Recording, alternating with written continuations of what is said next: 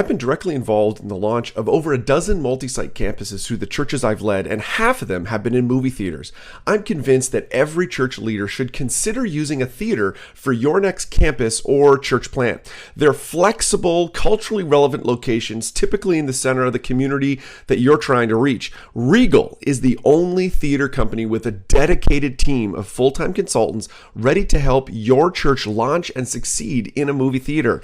Check out regaltheaterchurch.com for more information on locations your church could use.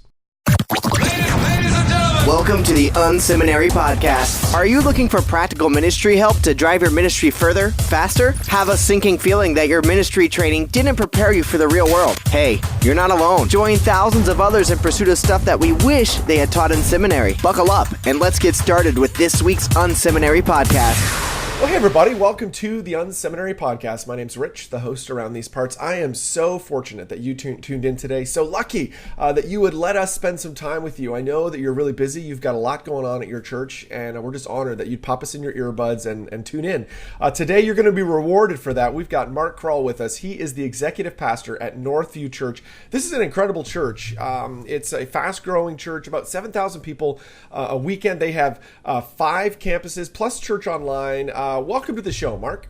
Yeah, thanks, Rich. I'm happy to be with you. Oh, thank you so much. I wonder if we could start by you kind of telling us a little bit about Northview. If people were to show up this weekend, what would they experience? And then tell us about your role. Yeah. So, Northview Church started in 1980. 29 people met in a cafeteria in Carmel Elementary School and dreamed about making a difference in our community. And so from that start, the church has grown. We've had 2 pastors over the life of our church. Our current pastor, Steve Poe, has been here since '99, and he really brought to Northview the current culture and vision and kind of the outreach mindset.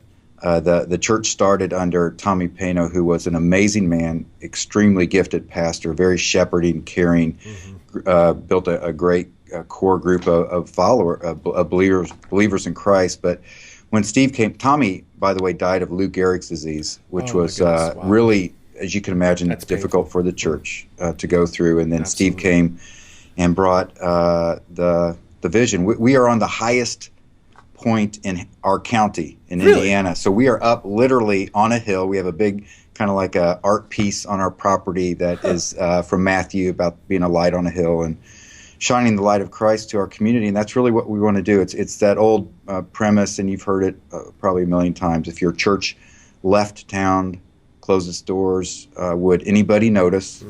Would anybody care? And would anybody cry? And we want to be one of those churches where if we left town, people would cry in Carmel and all the different communities where we have multi-sites. Now, what are some of those ways that you're making a positive impact that you think some of those things people would miss? If you were to shut your doors. Well, just for example, here at our Carmel campus, we're on 80 acres, and we're in a community of a bunch of overachievers. We're on the north side of Indianapolis. These people are all very professional and great at what they do, and that bleeds down into their kids. And so one of the things we did, for years, all we did at Northview Church was mowed grass, and it's very pastoral. Like I said, we're on a hill. Indiana's flat as a pancake, so when you're on a hill, it's beautiful, but all we did was mow it, and it looked pretty. And we met together as pastors and said, how can we use our property and give it back to the community? And so we developed on our property a 3K and a 5K cross-country course. Really? That's cool. And so fast forward to today, and we host events for Indiana as well as for the country. We had the Big East Conference cross-country championships here. Wow. We hold the Indiana High School Semi-State, the Middle School Championship. So we have events on our church property that we gather probably 8,000 people for these huge running events. That's one example of like, wow, if we closed up and went away and this wasn't here, it's kind of like a park-like facility that we've created for our community. So that's a small way. The thought is if they play in your backyard, maybe they'll come inside the house and stay for coffee or have a coffee and just check it out. And we've seen that happen. We know that is happening. Well, you said it. When you said you were on the tallest point in your county, the highest point, and I'm thinking Indiana. I'm like, is that like tallest of the 7 dwarves kind of situation? It's not very impressive, brother. We do have sledding. This is the one place within a 20-minute drive, everybody comes to sled. Oh, that's cool. That's really cool. Well, one of the things I've heard your reputation from your church is that, obviously a large church, a lot of people, 7,000 people by any, stretch of imagination is a lot of people. But how are you able to kind of transform that and really make it personal? How are you able to, make sure that people feel like they're getting cared for, even in that they're just not another number in the crowd? Yeah. So I don't know how large the church is you're in or the listeners, but I think one of the assumptions that people have about mega churches are that they're impersonal. Mm-hmm. You're just a number. Mm-hmm. And nobody's going to know whether you're there or whether you're not. And we just diametrically reject that notion. We feel like there's no reason why a mega church has to feel that way. And I'm not saying some might feel that way, but one of the comments we regularly get from newcomers is like, I cannot believe how friendly this place is. Very cool. People really feel loved and valued. Right. And recognized and noticed, whereas you can go into a smaller sized church and nobody says hi to you. Nobody, you can go and leave and be like, man, nobody even knew I was there. Right, absolutely. And some people want their anonymity, and if that's the case, we're not going to harass people. We'll let them just come and check it out and kick the tires. But for many people, they are surprised mm-hmm.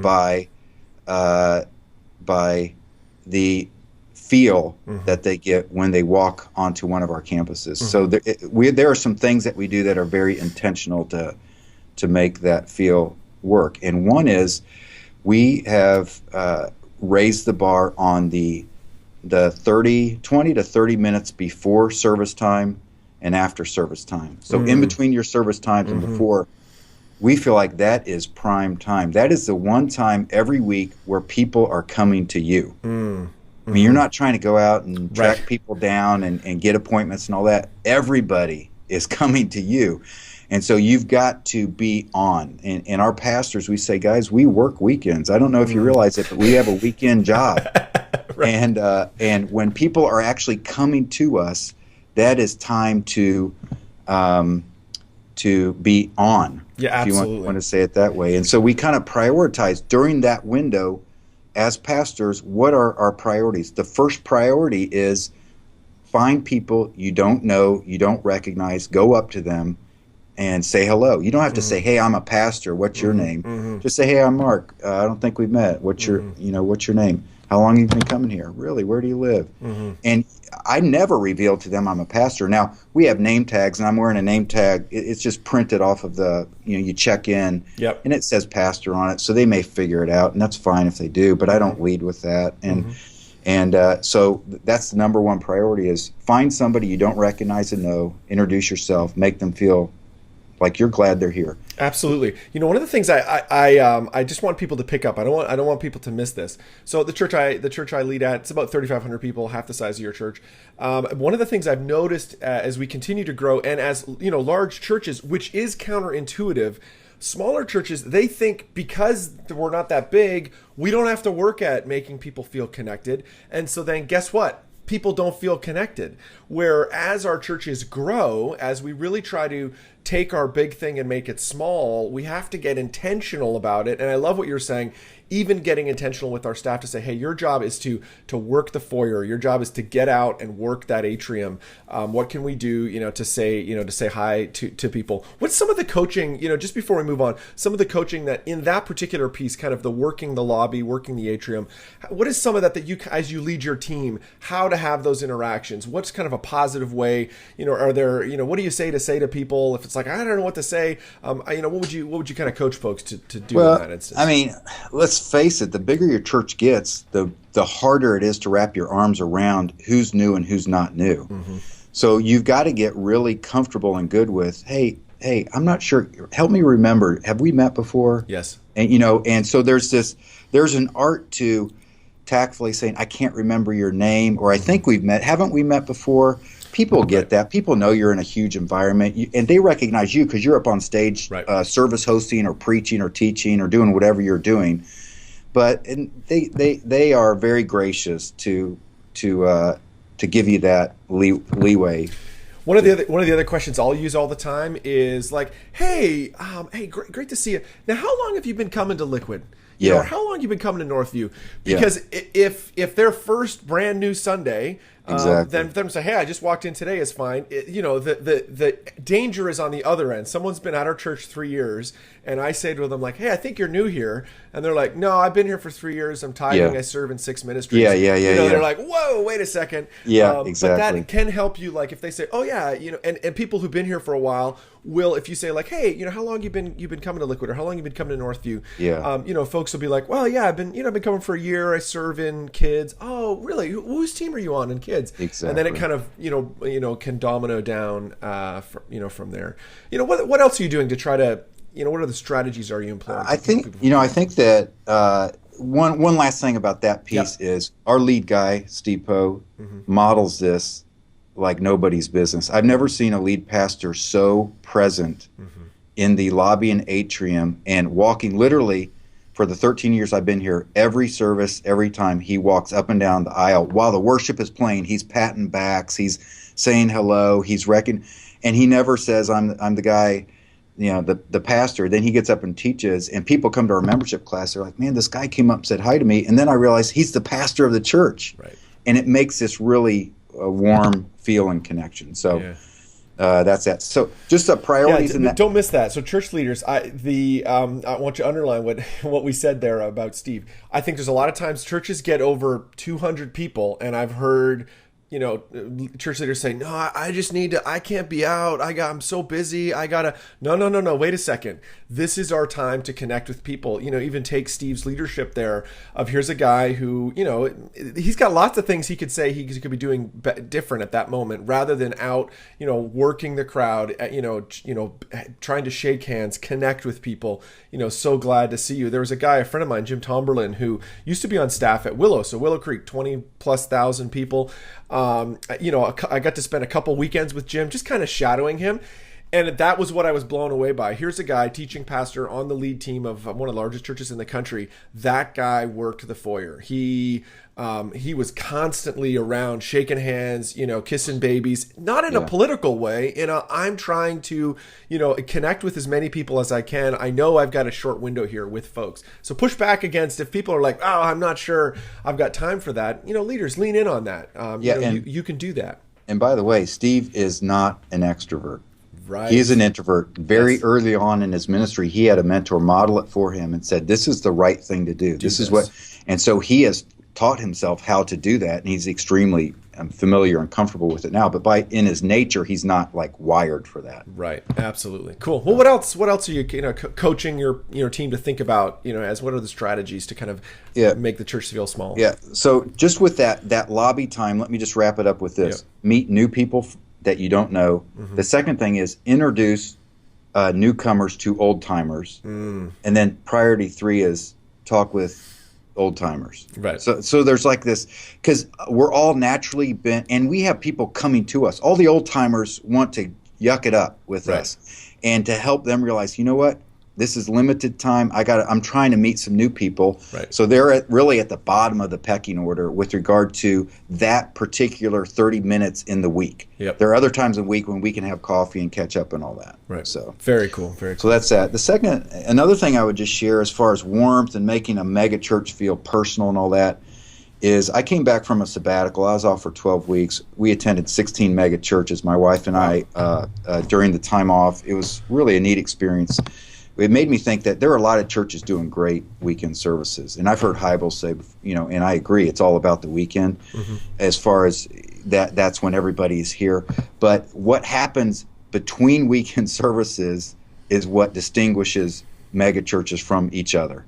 Because a lot of the weekends, it was weird. Everybody's doing great weekend services, but what happens between those services? And one of the things I came back with from sabbatical that I felt like was a very tangible thing is I challenge all of our pastoral staff, you need to handwrite 3 notes every week. And these are notes to people that you've had contact with on the weekend or whatever, and they can be things like, they just had a baby, thanks for the conversation, congratulations on this, glad your son became Eagle Scout, whatever it is. And it doesn't need to be long, but just a personal handwritten note. And so in the past, we've always used just like a generic kind of Northview Church thing for all of our notes, which I thought, we all have this generic letterhead note card. And those are great, but I thought, well, what if we came up with a line of pastoral note cards? Right. And so our graphic people came up with kind of like praying for you card. Oh, very cool. We've got a thanking of you card. We've got a with deepest sympathy card. We've got a happy birthday card. So it's like cool. There's a pastoral line of cards that we all are resourced with as pastors, and it sets us up to be a little bit more dialed in and specific with this touch point. And I cannot tell you, since we've been doing this, not just myself, but other pastoral staff said, I can't believe how much these little cards mean, because they weren't in the habit or practice of doing this. Right. And I'm like, yeah, a little touch can make it take big church and make it feel very personal. Like, wow, they remembered me. Right, and there is something about the handwritten nature of those. There's something, as we become more and more a digital culture, when you receive a tactile thing that's like handwritten, you see someone's actual, handwriting, as terrible as it is, it really does, speak. And I think 3 is a very tangible number, right? You think, okay, 3, I can do that. Well, back up. That's 150 cards a year.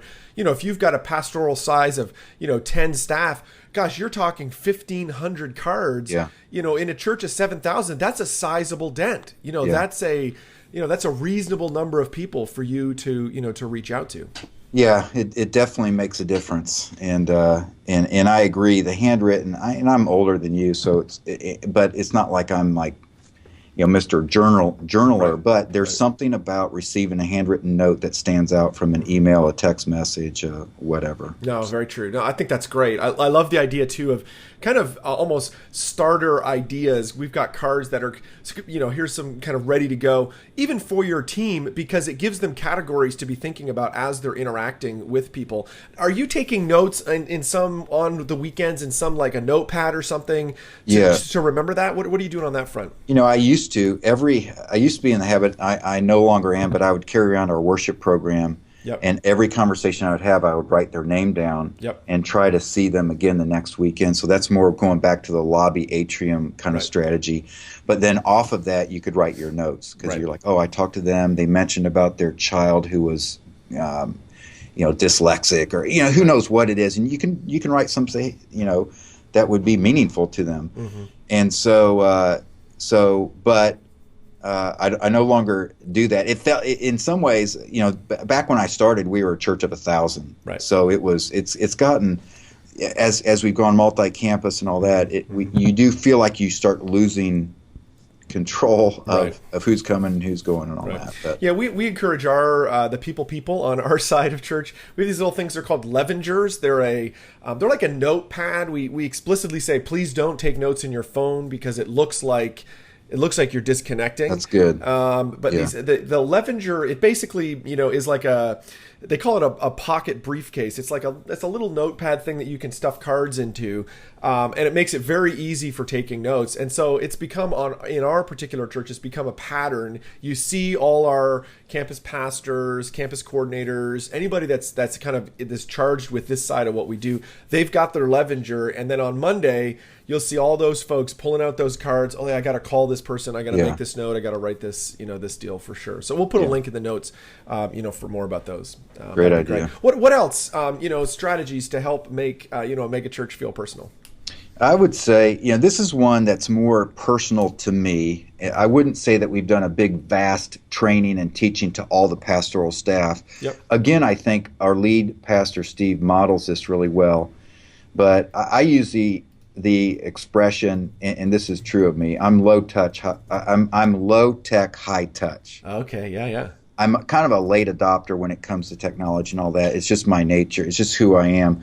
But and you got to be careful in today's world about touch. But touch is one of the God-given senses that we are created with, and I think there is a huge amount of power in just touch. Look at Jesus Christ himself and the miracles that he did. Almost every one of them is associated with some kind of a touch, whether it's healing the blind guy, the 12-year-old girl in Capernaum, or whatever it might be. Jesus was kind of hands-on, and so I think that there's a place. Who knows, in the people that are coming to Northview Church on the weekend, this could be the only time that somebody actually hugs them, which is kind of a sad. And listen, I am not a touchy person. I grew up in a family. I can remember as a young adult, newly married, and determining that I was going to hug my dad, because I grew up never hugging my dad, and it was like hugging a board, and I wasn't very familiar with it either. Right. And so, but we can learn these things. We can learn to be. So whenever, in the lobby and atrium, as I'm interacting with people, I think that there is power in putting your hand on a person's shoulder and actually just touching them, as or giving them a hug, or patting them on the back, or whatever. And so, again, when Steve is going up and down the aisle, he's not just having conversations with people; he is engaged with them on a touch level, because it's a powerful feeling. There's warmth in that.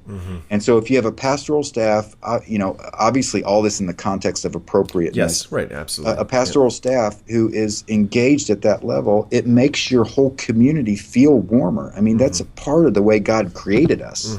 Absolutely. I think there's a lot of variety in that, right? There's the even someone who you've relatively new with, you can reach out and, give them a touch on the shoulder, on the elbow, Sam, it's so nice to meet you, the sidearm hug. Exactly. I'll joke with, folks when I go to give a hug, I'll be like, listen, I'm sorry, I'm just a hugger. And even the most like you say, describe the board, even when the person that's of the board, if you kind of almost be self-joking about it, like, I'm just apologize, I'm a hugger, come here, give me a hug. Exactly. They'll be like, okay, this guy's funny. But I agree. I appreciate you. That's a practical, nuanced, tip there, that, hey, even our, how we're, physically engaging with people, obviously in an incredibly, like you said, incredibly healthy manner, is important for sure. That's I give a lot of high fives. Yeah. Exactly. Going around especially to the kids and all that. I'm always engaged in the high five, or up top, or down low, or just, you're just kind of like, engaging people at more than just a conversational level. There's a physical aspect to it. One of the things we'll coach because we do our hosting on stage is we do it in pairs. So our service hosting we do with two people rather than just one. And it's interesting, those people have to think through the physicality of being on stage, because you don't want them to be super wooden, right? And that kind of stuff, the punch on the shoulder, if it's a woman and a man, and the guy says something funny or stupid, and if the lady punches him on the shoulder, or the high fives, like, hey, wow, this was a great thing. All of that, those small moments of touch communicate powerfully, to a community, for sure. No, that's wonderful. Anything else you want to share with folks before we move on how to make a mega church feel personal? I just think you just got to be intentional. You can't just, I think in our natural tendencies in general is to be passive and step back, and we've got to teach and train and model for all the pastors in our church to be intentional and be engaging with people on the weekends, and then to write our notes throughout the week and make the phone calls and all that stuff. But it's just intentionality in my mind. This is the unSeminary podcast. Stuff you wish they taught in seminary. Well, we're going to jump into the lightning round, that part of the episode where we ask similar questions of everybody that's on the show. Today, we've been super honored to have Mark Crull with us. He's the executive pastor at Northview Church, a church you should be checking out. Mark, what is an online resource that you're using these days that's helping you in your ministry? Yeah. So like I said, I'm low tech, high touch. I was wondering, so I qualified it with this. So I'm going to share something. Paper, Yeah, I'm going to share something with you. You guys, your whole audience is going to be, oh my gosh, this guy is a nerd. No. So honestly, just recently I discovered within Microsoft Outlook, there's a notes feature that syncs with my iPhone, and I can capture to-dos while I'm out and about. If I'm thinking of something on my notes, that's good. Icon on my phone, and it syncs with. And so I've built all these folders in my notes. So I have like 9 direct reports, and each one has a folder. And I'm thinking I got to talk with them about this, no matter where I'm at the desk or I always have my phone. I can capture that. And then when we meet, I just pull that up, whether I have my phone or my laptop. So there you go. That's all I got, Rich. That's good. Come on, that's great. That's a great feature for sure. Yeah. What's a book you've read in the last, I don't know, maybe 6 months to a year that's had an impact on your thinking and ministry? Yeah, probably the most impactful book I finished just about a month ago was Eric Metaxas wrote a book called Bonhoeffer. It's extremely long, but it chronicles Dietrich's life and is the struggle, torment he faced as a pastor, a God-fearing, God-loving man, and the realities that were going on in his beloved country, and how he would, he became a part of a conspiracy to kill Hitler, right? Which, I mean, that just blows my brain, right? But, and I wouldn't at all suggest, he came to that conclusion with great turmoil, right, and distress, right, spiritual distress, right. And I just wonder about, in our world today, it just caused me to really be reflective of our country and where we're at and who we are, and we're pastors, and how he engaged with his country, and how do we engage, and what are we willing to what length are we willing to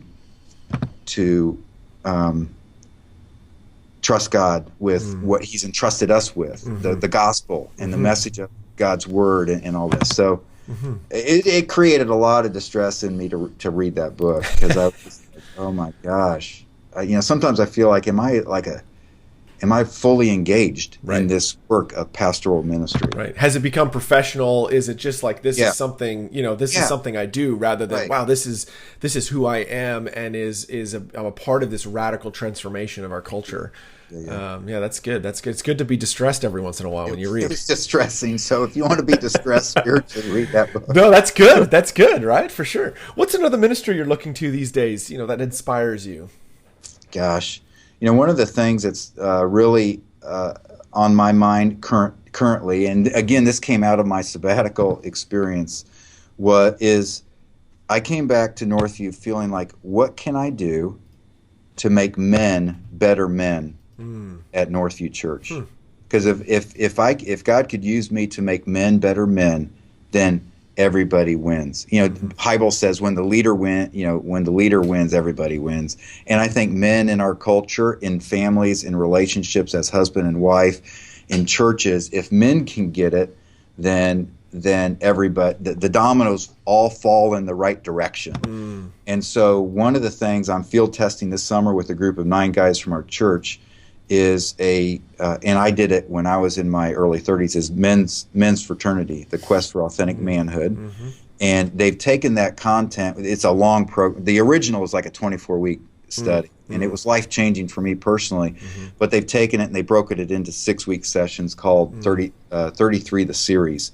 And so we're doing just the first 6 week on definition of manhood and all this kind of stuff. And so I kind of envision, at Northview, we're a groups and teams culture. Get in a group, join a team to serve. And I can envision a whole bunch of man groups going through the content of 33, where guys are getting it. Kind of like I got it when I was a younger man, and I'm still trying to live that out. It's not like I've figured it out, but I at least had a compelling vision for my life. Right. Very cool. If you could get 15 minutes with any leader alive today, who would you want to get that with, and why? I really think the world of Henry Cloud. I've never met Henry Cloud. I've heard him speak, and I've read his books. And to me, Aunt Stanley says the best question you can ask yourself is, what's the wise thing to do? And there are certain people in the world that when I read what they have to say, or when I hear them speak, I'm like, man, that dude is insightful. Right. He kind of understands people. Right. And so if probably Henry Cloud, when I think about that, just off the top of my head, people like a Henry Cloud, I would love to just sit down and have a meal with and just learn. Very cool. Well, I appreciate being on the show today. I know, leading in your church takes a lot. What do you do when you need to unplug and just be like, I just need some personal time? What do you do? I am one of those weird runners. So, nice. So I do a lot of running. I'm a fly fisherman. Oh, cool. So I always take at least one big trip a year to get away and be on a river and fly fish. And for the first time in our married life, we're empty nesters. I guess not the first time. So right. we had a few years before kids. Yes. But our youngest went to college, so Karen and I, it's like a new season of life. I was going to say, is that congratulations? Is that what's in door? It's been awesome. Yeah, cool. We've been the kids are doing great. So to be able to just kind of reconnect and not have that, so hanging out with Karen is always a great time. Very cool. Well, I appreciate you being on the show today. If people want to get in touch with you or with the church, what's the best way for them to do that?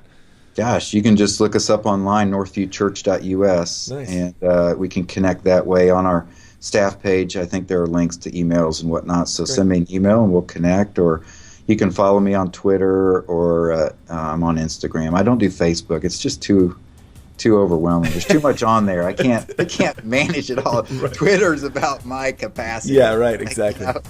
Well, here they're going to increase the character limit on Twitter. So I did hear that. That's distressing. That's distressing too. Yeah. I'm like, oh no, I love it. It's only a couple sentences, for sure.